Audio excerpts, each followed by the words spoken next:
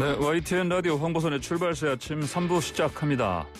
자, 지방자치법 전부 개정안이 본회의, 국회 본회의를 통과했습니다. 자치분권의 소중한 성과와 결실을 담게 되어 기쁘다고 입장을 낸 지역구가 있습니다.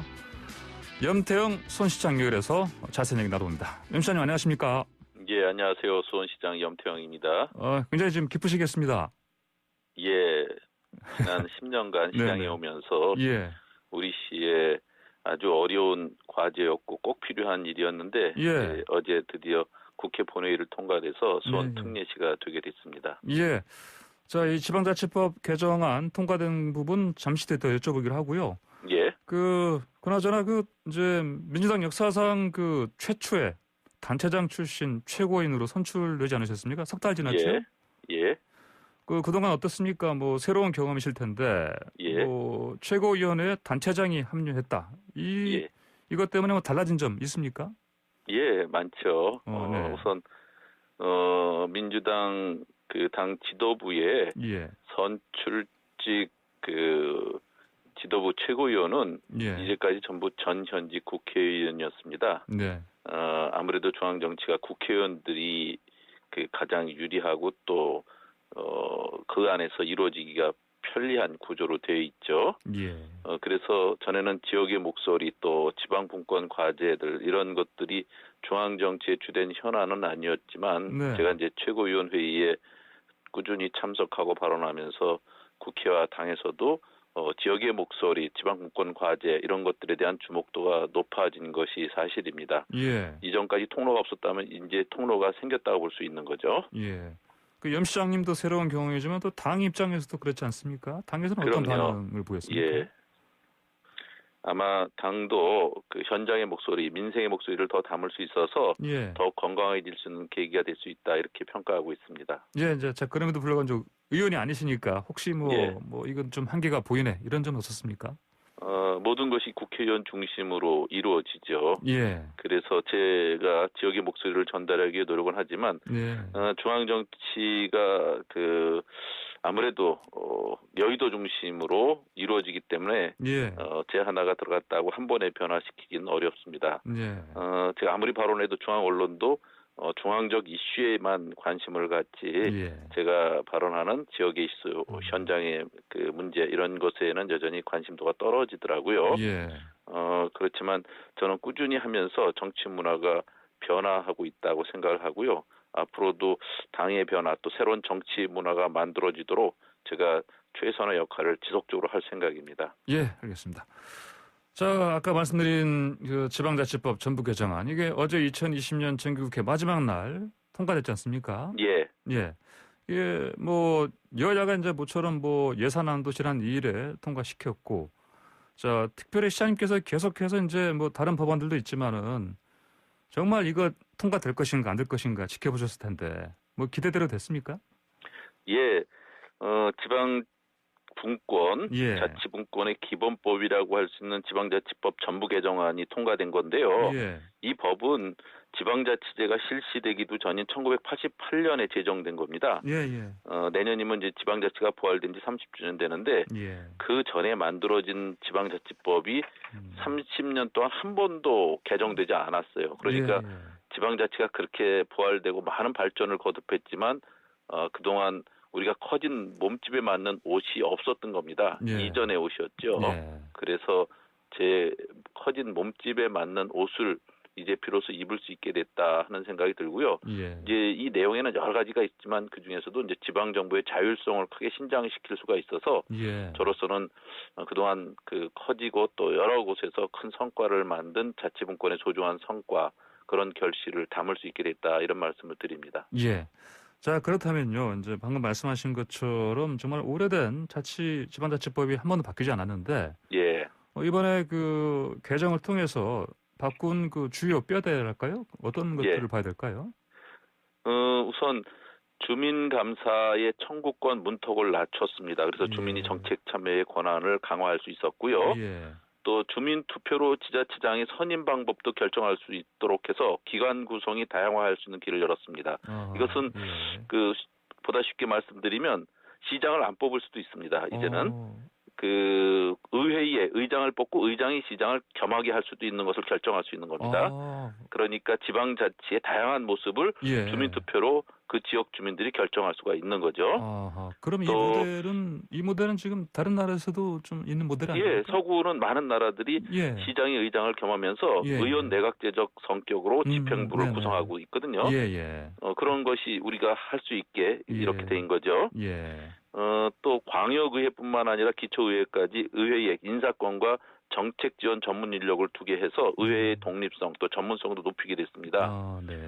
그리고 또 주민주권을 확립하는 내용, 또 중앙과 지방의 협력적 관계를 만들게 하는 여러 가지 장치들 이런 것들이 들어가 있고요. 또 그 안에는 제가 좀 전에 말씀드린 인구 100만 이상 기초지자체를 특례시로 정할 수 있게 하는 것들도 있고요. 또 그 외에도 행정수요라든지 지방의 균형 발전 또 지방 소멸 위기를 고려해서 전국의 시군구 기초자치단체의 그 개별 지자체별로 특례를 또 별도의 특례를 부여할 수 있도록 그런 문도 열어놨습니다. 여러 가지가 상당히 의미 있는데 단 한 가지 아쉬운 거는 지방자치회의 법적 근거 조항이 삭제돼 있습니다.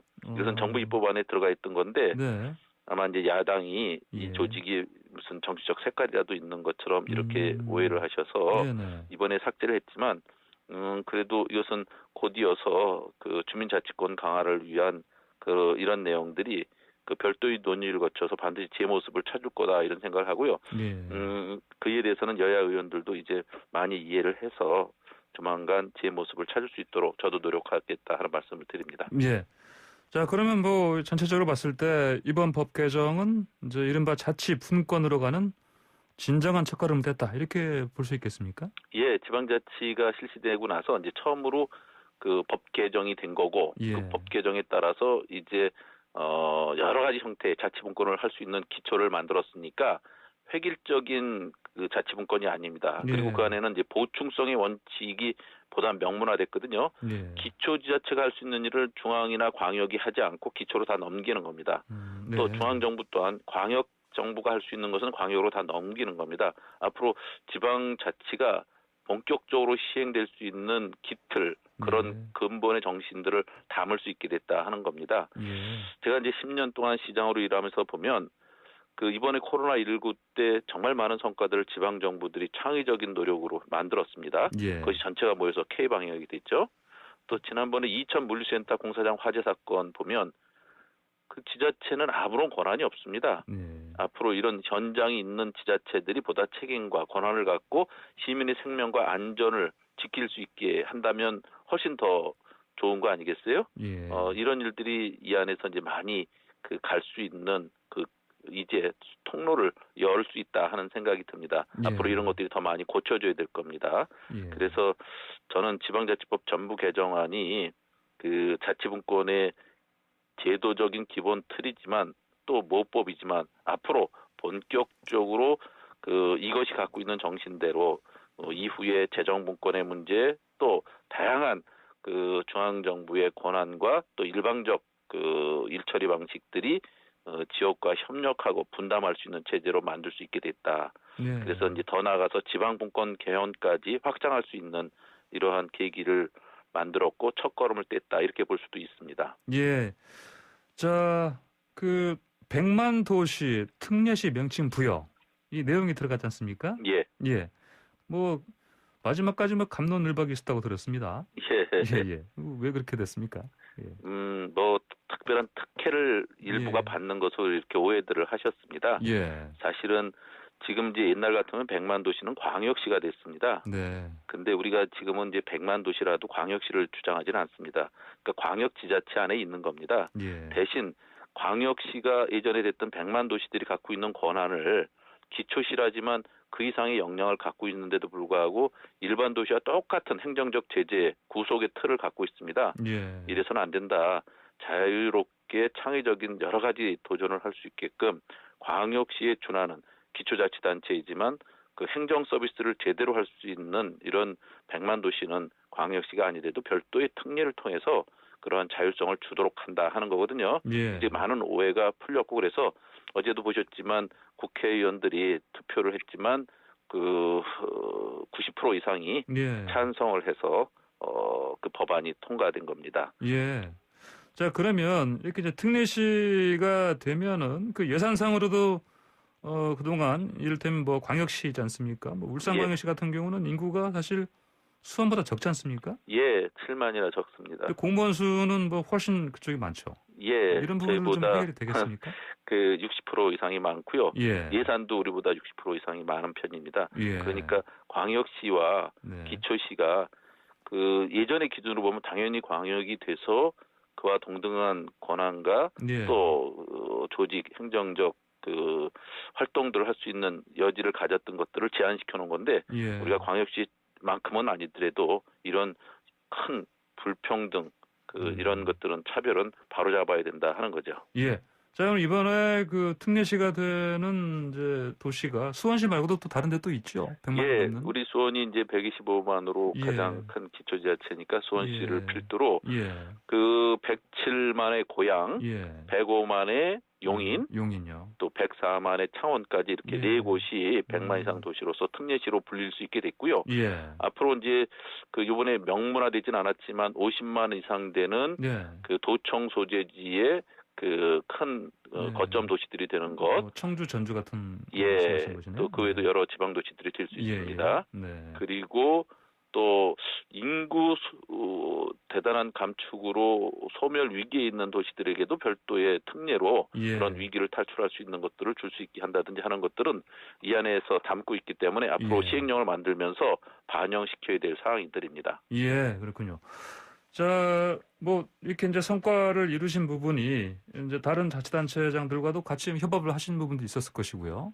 예. 네.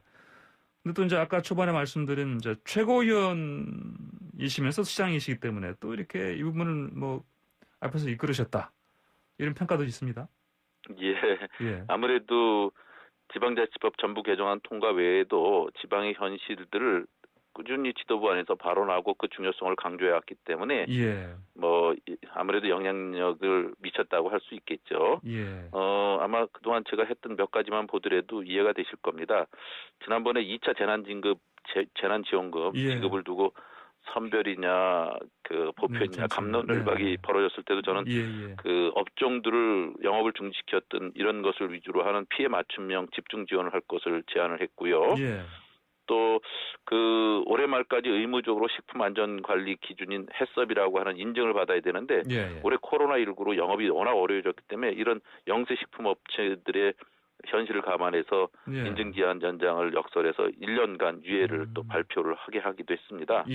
또 필수 노동자 지원 조례 같은 기초지자체들이 이룬 성과들을 잘 소개를 해서 이런 것들이 이제 국정의 주요 과제로도 돼서 민생 입법 과제로 지금 필수 노동자 지원법 같은 것들이 또 만들어지고 있지 않습니까? 이런 것들이 현장에서 또 민생의 그 여러 가지 경험을 갖고 있는 풀뿌리 정치에서 만든 성과와 또 거기서 문제 제기들이 해결되는 이러한 통로가 됐다 이렇게 말씀드리고요. 그래서 제가 최고위원이 된 만큼 그런 문제들에 보다 집중해서 해결해 나가도록 할 겁니다. 자, 이제 이번에 구체적으로 이제 수원 특례시 만드셨으니까요. 자, 여기서 그치지 않고 앞으로 다른 또 목표들도 좀 있을 것 같습니다. 좀 들려주십시오. 제가 이번에 된 건 전국의 풀뿌리 정치인들이 그야말로 우리의 목소리를 대변해야 할 사람이 필요하다 해서 그 의회의 기적 같은 일을 만든 거거든요. 저는 그분들의 뜻을 잘 소중히 생각하는 것이 제 1차적인 과제고요. 제가 다음에 뭘 하는 것은 그분들이 맡겨진 그 미션에 있지 않습니다. 저로서는 그 기초자치단체장으로서 중앙과 지방을 연결해주는 교두보에 충실한 역할을 하는 것이 제 일이다 하는 생각하고 있습니다.